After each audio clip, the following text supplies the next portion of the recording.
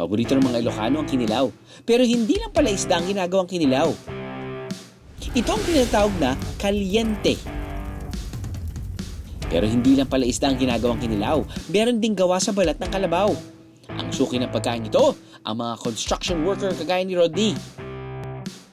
Nung bata pa, hanggang ngayon, kinakain pa rin. Masarap to. Pang pulutan, pang kain sa tanghali. Kami po kasi mga Ilocano, mahilig po kami sa kilawin.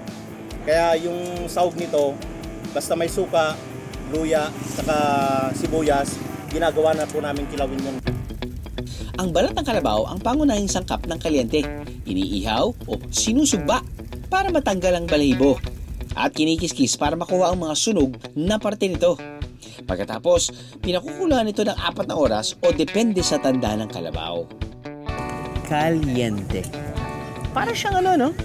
Para siyang patatas.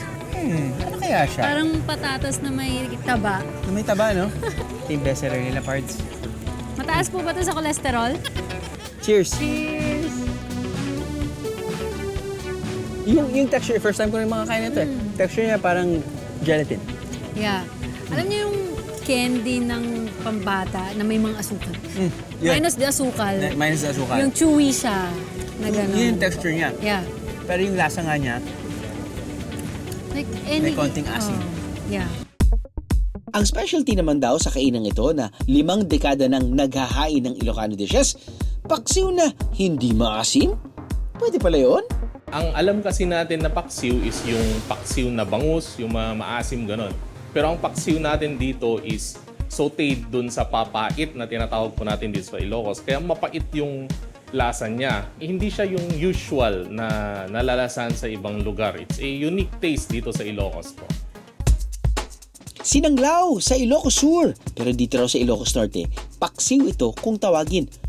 Ang tagal na ng kainang ito. Ang kanilang mga suki, may matik ng ginagawa kapag umu-order sa kanila.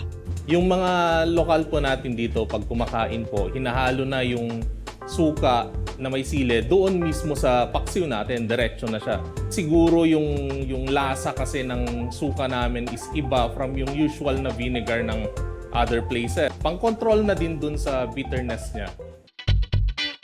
Pag Ilocano kasi mas maano kami sa flavorings. Galing pa po kami ng Bintar, ma'am. Paubos na.